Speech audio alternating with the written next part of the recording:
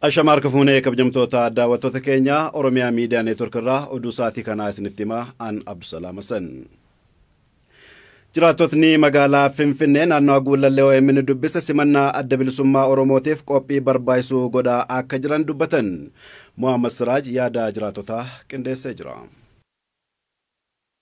Asumattan dhaladheessin Finfinnee walakkaa keessa jechuudha. Cunqurfamaa keessa dabarre. Kanaaf immoo abaaboo simachuuf kuno ganamu makaanee alaabaa dhaabaa jirra jechuudha. Buraayyuu irrattis dhaabaa turre, Askoo irrattis dhaabaa turre, amma immoo asittis kuno dhaabuudhaaf lafa qotaa jirra. Maqaa dhaaba kanaatiin qabeenyumti namaatillee namaa gadi taatee afaanillee dubbachuu dadhabdee har'a alaabaan akkanatti dhaabanu kunu anaaf kana hubannoo guddaadha. Kallattii hundaanuu qophoofnee jirra jechuudha amma sagantaa kana hirmaachuudhaaf. Naannoo Finfinnee irraa immoo fardootis qeerroonis qophii gurguddaa eegalaniiru. Qeerroon Finfinnee sirna simannaa hoggantootaa fi waraana bilisummaa Oromoo sanbata dhufu Finfinneetti taasifamuu milkiin akka xumuramuuf hunduu ga'ee isaa bahuu akka qabu dhaamaniiru. Yehun Ingidaa yaada qeerroowwanii akka taanutti qindeesse. Akka qeerroo Finfinneetti qophii guddaa qopheessineerra alaabaa fannisuu baanaroota fannisuu waa'ee first aidis akkasumas hojjechaa jirra.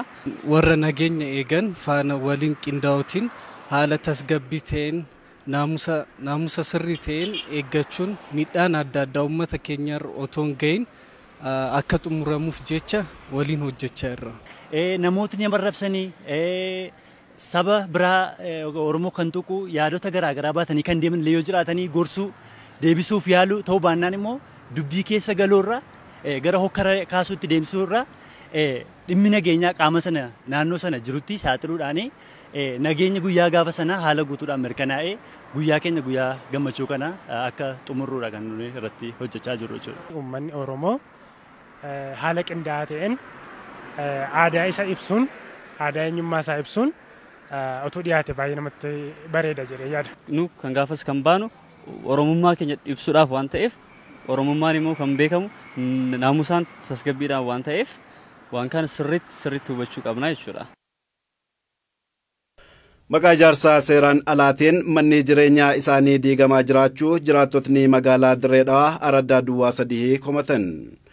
Qaamni bulchiinsaa gama isaatiin iddoon sun mana jireenyaatiif hin mijaa'u jedheera Uudii Muusaa.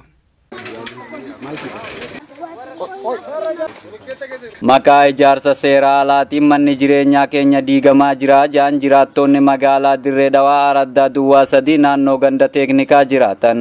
Marra 8 irraa jiisanii amata 4 jiru. Marra meeqa diiganii irraa cabsanii osoo nan iyyee kamara iyyaatiin asii kantiibaa marra meeqa dhaqee achi kamaraatu poolisiin hundina daddarbe. Mana hundana irratti kan gubanii gizee kanarra gubanii deebisee guunan jaaladhe alatti na baasanii meeshaa hunda ala baatee meeshaa ala roobni balleeyse roobni ala na dura balleeyse dabtara ijoolleetiif waa hunda balleeyse. Taraa 8 moo taraa 7 qabalee gaafadheeta waa tokko deebiin arganne.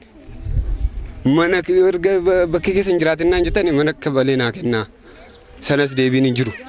Qaamni mootummaa OMN dubbises iddoon namoonni itti qubatan naannoo jireenya namaatiif mijaa'u akka hin ta'iniif naannoo galaanni yookaan lolaan itti deemu jedhaniiti jiru. እጅግ በጣም አስቸጋሪ ነው። በተለይ በክረምቱ በተለያዩ ጊዜ bakkisaa bakka ganna lolaan rakkisu. Warri achi qubatanis hayyamaa fi gaaffii tokko malee dhaqanii qubatan qabiyyees hin qaban.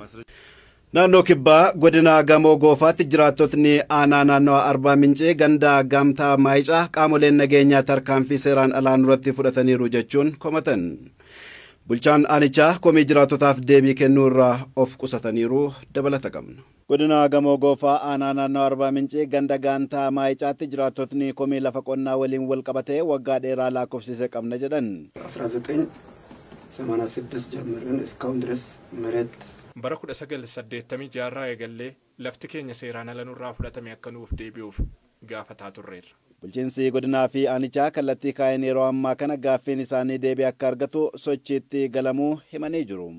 Ta'us garuu wayita lafa qophaa'etti imalan humnoota nageenyaa mootummaan rakkoon isaan irra gahuu Oromiyaa Miidiyaa Neetworkitti himaniiru. ከቦታው በፊት የተፈናቀሉ ሰዎች 328 namoota 328 duraan laficharraa buqqaafamaniif lafti akka deebi'u xalayaan barraa'ee mana maree aanaan mirkanaa'ee jira. lafichi qullaa'ee akka qoodamu wayita qonnaan bultoonni garasitti imalan poolisii fi humnoota federaalaan reebichi irratti raawwatamee jira. ቅሬታ ሲያቀርቡ የነበሩት እነሱ ናቸው። እነሱ መያዝ አለባቸው ተብለው namoonni komii dhiyeessaa turan isaan waan ta'aniif haa qabaman jedhamne nu qabanii waajjira poolisiitti nu dhiyeessan. እንደገና ፌደራልና ልዩ ኃይል ፌደራል fi poolisiin addaa dargaggoo Bagaashaa Baacaa jedhamu ajjeesanii uummatas sibiila feerroon haleeluun miidhaarraan ga'aniiru. Itti gaafatamaan waajjira dhimmoota kominikeeshinii aanaa naannoo Arbaa Mincii obbo Mardikiyoos Karbaa sababa walitti bu'insichaa gadi fageenyaan hin beeku jedhan. Bulchaan aanichaa gama isaaniitiin hanga qaamaan isin argutti dhimmicha irratti waan jedhuun qabu jedhan. Bulchiinsa godina argachuudhaaf yaaliin bilbilaa taasifne hin milkoofne. Egaa kabajamtoota daawwattoota keenya OMN irraa oduun saatii kana kan hangammaa ture sagantaaleen Oromiyaa Miidiyaa Neetwoork itti fufuu turtii gaarii.